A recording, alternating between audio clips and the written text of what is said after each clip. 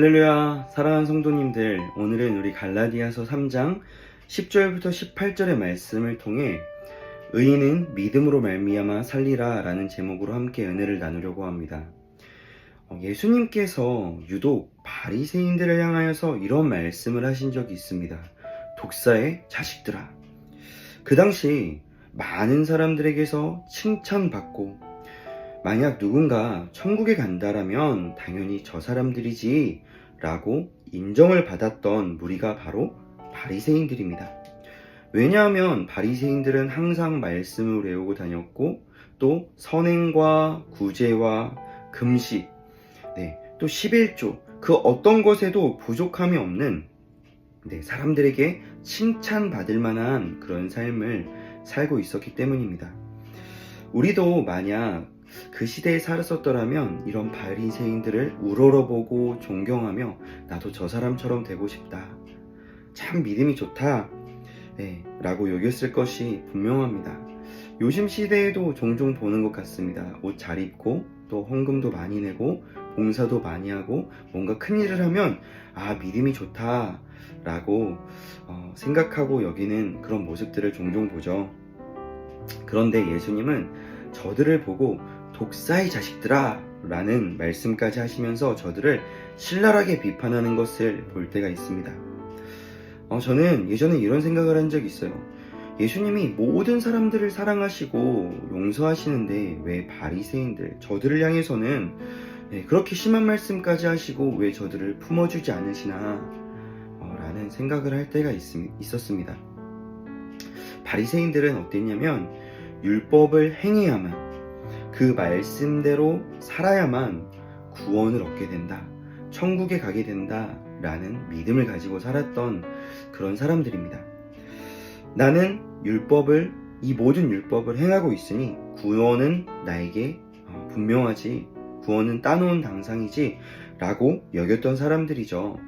그런데 과연 이 땅에 그 어느 누가 이 하나님의 말씀과 율법을 온전히 단 하나도 빼놓지 않고 지키고 행할 수 있을까요? 그 당시 성도님들, 장로들의 유전 혹은 장로들의 전통이라고 불리는 것들이 있었습니다. 이것은 그들이 만든 거예요. 하나님의 말씀을요, 자신들이 처한 어떤 새로운 상황에 적용하면서 입으로 전한 새로운 구전율법이 바로 그것입니다. 왜 이런 것들이 생겨날 수밖에 없었을까요? 말씀을 지켜서 구원받고 싶은데, 내가 이것을 믿는데 그들이 발견한 것은 이대로 살 수 없는, 이 말씀대로 살 수 없는 자신들의 연약함이었을 것입니다. 그러면 자신들의 연약함을 깨닫고 그 당시 하나님께서 보내주신 예수 그리스도, 율법을 완성하시기 위해 오신 예수 그리스도에게 나아가야 하는데요, 그들은 예수님을 외면해요.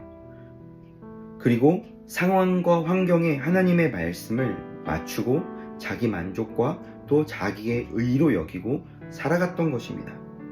그래서 자신들이 지킬 수 있을 만한 새로운 율법을 만들어서 그 당시 백성들에게 전하고 자신도 그 말씀대로 살고 또 그대로 살지 않는, 그렇게 하지 못하는 사람들을 보면서 비판하고 정죄하며 동시에 자기 자신이 스스로 우월해지는, 자기 자신의 의로 살아가는 그런 모습이 바리새인들에게 있었던 것입니다. 오늘 본문 말씀을 보면 무릇 율법 행위에 속한 자들은 저주 아래에 있나니 라고 기록되어 있습니다. 잘못 오해하면 말씀대로 살았는데 왜 저주를 받게 되지? 말씀대로 살면 하나님이 축복해 주셔야지 라고 생각할 수 있죠. 그런데 저주 아래에 있는 것은 율법 행위에 속한 자들입니다. 기억하십시오. 우리는 율법 행위가 아니라 주께 속한 자라는 것입니다. 율법 행위에 속한 자들, 다시 말해서 율법을 행해야 구원을 받는다라고 여기면서 그 율법의 행위가 가진 그 굴레와 그 저주에 갇혀버린 자들을 의미합니다. 그런데 율법에 뭐라고 기록되어 있는지도 그 다음에 나오죠. 누구든지 율법책에 기록된 대로 모든 일을 항상 행하지 아니하는 자는 저주 아래에 있는 자라 하였습니다. 율법책에는 우리가 상상할 수 없을 만큼 자세한 하나님 나라 백성으로서의 삶의 법도와 규례가 그 안에 담겨져 있습니다. 그러니까 구약을 살던 백성들은 이 율법대로 살기 위해서 정말 많은 노력을 했던 거예요. 삶의 모든 순간들에요. 그런데 인간들이 이것을 다 지킬 수 있을까요? 절대로 못 지킵니다. 그 어떤 선한 사람, 그 어떤 똑똑한 사람, 잘난 사람, 부자, 시간이 많은 사람, 시간이 적은 사람, 그 누구도 이 말씀대로 절대로 살지 못한다라는 거예요. 그래서 기록된 모든 것을 지키지 아니하면, 즉 나의 한계를 깨닫지 못하고 나의 의로 살아가서 율법대로 살아야 구원을 받는다라고 여전히 여기는 그러한 자들은요, 저주 아래에 있다라고 말씀하신 거예요. 그래서 이 땅에 예수님이 오신 것입니다. 율법을 완성하기 위해서, 율법을 이루시기 위해서. 이 율법을 이루는 것, 율법대로 살아가는 것은요, 내가 아니라, 나의 의가 아니라요, 오직 예수님만 하시는 일입니다. 완전하시기 때문이죠. 우리가 할 일은요, 그 예수님을 먼저 믿는 거예요. 날 위해 오신, 나를 율법의 굴레에서, 그 저주에서 끌어올리신 예수 그리스도를 믿는 믿음을 갖는 것, 그게 가장 먼저입니다. 그런데 예수님도 말씀 속에서 말씀대로 행해라, 말씀대로 살아라, 순종해라 라고 분명히 말씀하십니다. 이것도 행위입니다. 그런데 주님께서 말씀하시고 우리에게 원하시는 그 행위는요, 정작 주님은 빠져버린 그저 선을 행함으로 구원을 받고자 하는 그 나의 열심으로 이루어진 행위가 결코 아닙니다. 어차피 지킬 수 없는 그 율법의 굴레와 저주에서 나를 건져내시고 또 나를 믿음으로 이롭다 하시고 나를 구원하신 주님의 그 사랑과 은혜를 내가 믿을 때 내 삶에서 주님께 올려드리는 내 삶의 행위가요, 자연스럽게 나타나는 거예요. 그래서 의인은 믿음으로 말미암아 살리라 라고 오늘 본문을 통해 말씀하십니다. 성도님들이 말씀을 꼭 기억하셨으면 좋겠습니다.